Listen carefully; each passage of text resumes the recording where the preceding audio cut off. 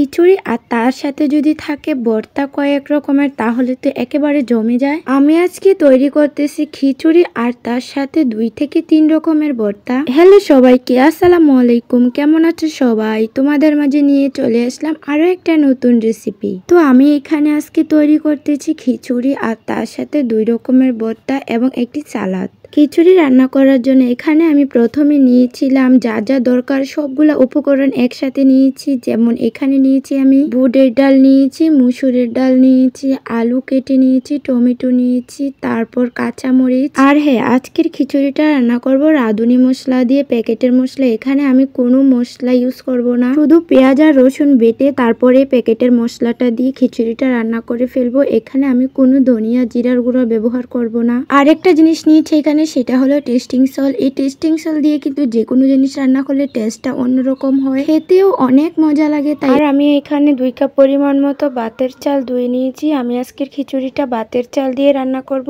আপনারা চাইলে কিন্তু পোলাওর চাল দিয়েও কিন্তু রান্না করতে পারেন, কিন্তু আমি এখানে আজকে বাতের চালটাই ব্যবহার করতেছি। তো এইদিকে আমি ডাল আর চালগুলো সুন্দর করে ধুয়ে নিয়েছি। এখন আমি কড়াইটা বসিয়ে দিলাম, দিয়ে কিছুটা পরিমাণে তেল দিয়ে সুন্দর করে পেঁয়াজগুলো দিয়ে দিলাম। পেঁয়াজগুলো দিয়ে একটু নাড়াচাড়া করব যতক্ষণ পর্যন্ত এটার কালার না আসবে। যখন এটার কালারটা আসবে তখন এখানে দিয়ে দিব বেটে রাখা পেঁয়াজ আর রসুন। পেঁয়াজ রসুন দিয়ে আরো কিছুক্ষণ নাড়াচাড়া করব। যখন দেখব এই মশলাটা ভাজা হয়ে গেছে তখন এখানে আমি অ্যাড করব হলুদের গুঁড়া 1/2 চামচ, মরিচের গুঁড়া 1 চামচ। তারপর এগুলা দিয়ে আবার নেড়েচেড়ে কিছুক্ষণ পর এখানে অ্যাড করব পরিমাণ মতো লবণ। লবণ দিয়ে আরো কিছুক্ষণ নেড়েচেড়ে তারপর এখানে দিয়ে দিব পানি। পানি দিয়ে মশলাটাকে সুন্দর করে কষিয়ে নেব। কষিয়ে নেওয়ার পর আমি যে চালগুলা ধুয়ে রেখেছিলাম সেই চালগুলা এখানে দিয়ে দিব। আর হ্যাঁ, এখানে কিন্তু আমি এখনো কোনো মশলা ইউজ করি নাই। এখন আমি এখানে দিয়ে দিব যে প্যাকেটের মশলাটা দেখিয়েছিলাম আপনাদেরকে প্রথমে, সেটাই এখানে ব্যবহার করব। তো এখানে আমি 2 চামচ পরিমাণ প্যাকেটের মশলাটা দিয়ে দিলাম। দিয়ে আরো কিছুক্ষণ নেড়ে ছেড়ে সুন্দর করে কষিয়ে নেব।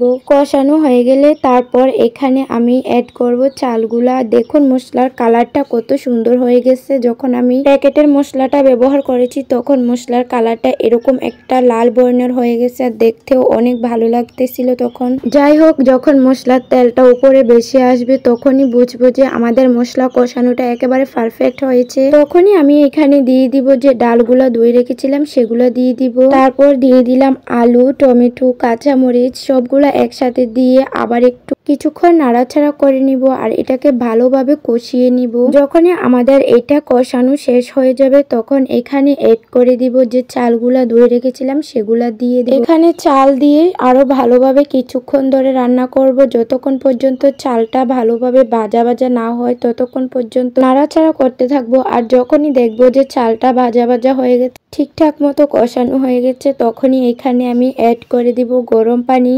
আর হ্যাঁ, এখানে কিন্তু গরম পানিটাই ব্যবহার করতে হবে। ঠান্ডা পানি দিলে কিন্তু এটার টেস্টটা অন্যরকম হয়ে যাবে, ভালো লাগবে না খেতে। তাই চেষ্টা করবেন সবসময় গরম পানি এড করার জন্য। আমি এখানে 2 থেকে 3 কাপ পরিমাণে পানি এড করে দিলাম। পানি দিয়ে এগুলোকে আমি আরো কিছুক্ষণ ধরে রান্না করব, প্রায় 10 থেকে 15 মিনিটের মতো রান্না করব।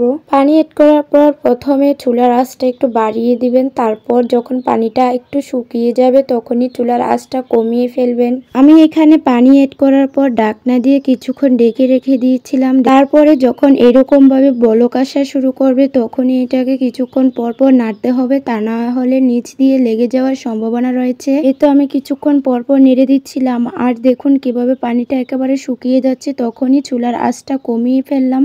আর যখনই একেবারে পুরোপুরিভাবে পানিটা শুকিয়ে যাবে তখন এখানে ধনিয়া পাতা দিয়ে কিছুক্ষণ নেড়ে চেড়ে এইটাকে আমি দমে বসিয়ে রাখবো। আর এই দিক দিয়ে আমি ভর্তা বানানোর জন্য সবকিছু রেডি করতেছিলাম। এখানে আমি নিয়েছিলাম বড় বড় সাইজের 3 থেকে 4টা টমেটো। এগুলা তরতাজা, একেবারে এখনই গাছ থেকে পেরে আনা হয়েছে। তারপর টমেটো গুলাকে মাঝখান দিয়ে কেটে কেটে নিয়েছি। নেওয়ার পর ধুয়ে সুন্দর করে পরিষ্কার করে তারপর একটা কড়াইয়ের মধ্যে তেল দিয়ে টমেটো গুলা দিয়ে দিলাম। দিয়ে তার সাথে দিয়ে দিচ্ছি কয়েকটা কাঁচামরিচ, এগুলা দিয়ে তারপর একটা ঢাকনা দিয়ে ডেকে কিছুক্ষণ পর্যন্ত রান্না করব। আর যখনই এটা ভাজা ভাজা হয়ে আসবে তখন এটাকে এপিট উপিট সুন্দর করে উল্টে দেব। তারপর দুই পিঠ একসাথে ভালো করে ভেজে নেব। যখনই এটা ভাজা শেষ হয়ে আসবে তখন এটা চুলাই থেকে নামিয়ে নেব। আপনারা চাইলে কিন্তু এটা তাওয়ার মধ্যে টেলেও করতে পারেন ভর্তাটা, কিন্তু আমার কাছে এভাবে সহজ মনে হয় তাই আমি সবসময় এভাবেই ভর্তাটা করে থাকি, আর খেতেও ভালো লাগে। আর অন্য দিক দিয়ে আমি কেটে নিয়েছি শসা, টমেটো, কাঁচামরিচ, পেঁয়াজ, এগুলো নিয়েছি সালাদ বানানোর জন্য। খিচুড়ির সাথে যদি সালাদ আর ভর্তা থাকে তাহলে তো খিচুড়িটা বেশ মজা হয় খেতে। তাই আমি এখানে আজকে একটা সালাদ আর 2 রকমের ভর্তা তৈরি করব। তো এখানে ভর্তা বানানোর জন্য সবগুলো আইটেম একসাথে নিয়ে নিয়েছি। এখন আমি ভর্তা তৈরি করব। তো প্রথমে টমেটোর ভর্তাটা বানিয়ে ফেলবো, তাই আমি এখানে সবগুলো টমেটো একটা প্লেটের মধ্যে নিয়ে নিয়েছি। টমেটোগুলো থেকে তার খোসাটা ছাড়িয়ে নিব। ছাড়িয়ে নেওয়ার পর সামান্য পরিমাণে লবণ দিয়ে মরিচগুলোকে ভেঙে নেব।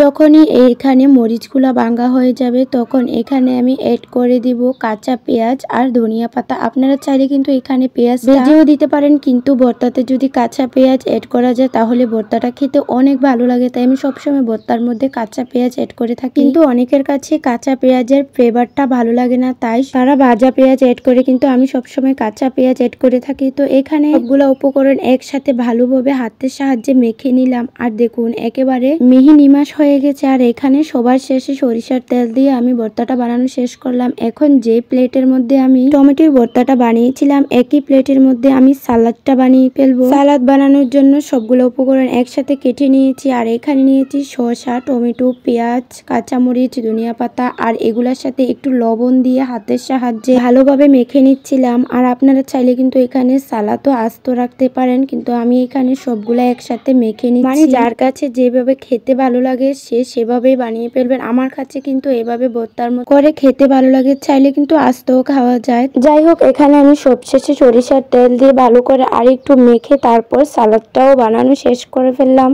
তো এবার সবাই মিলে একসাথে খাওয়ার জন্য বসে পড়লাম। আগে সবাইকে প্লেটের মধ্যে বেড়ে দিয়ে তারপর আমি বসে পড়লাম খাওয়ার জন্য। তো এখানে আমি একটা প্লেটের মধ্যে প্রথমে কিছুটা পরিমাণে খিচুড়ি নিয়ে নিলাম। আর আজকের খিচুড়িটা হচ্ছে শুকনো খিচুড়ি। খিচুড়িটা নিয়ে তারপর এখানে প্রথমে নিয়ে নিলাম টমেটোর ভর্তা, তারপর সালাদ, তারপর নিয়েছিলাম শুটকি ভর্তা। আর এই শুটকি ভর্তাটা বানানো কিন্তু দেখাতে পারিনি, কারণ এটা আগেই বানিয়ে রেখেছিলাম। আর আমার কাছে কিন্তু এইভাবে প্লেট সাজিয়ে খেতে অনেক ভালো লাগে, তাই আমি সবসময় প্লেট খাওয়ার আগে আমার প্লেটটা আমি এইভাবে সাজিয়ে নিই। তো এখানে আমি প্রথমে খাচ্ছিলাম টমেটোর ভর্তা দিয়ে। এক এক করে সবগুলা ভর্তা থেকে একটু একটু নিয়ে খিচুড়ির সাথে মেখে খাচ্ছিলাম।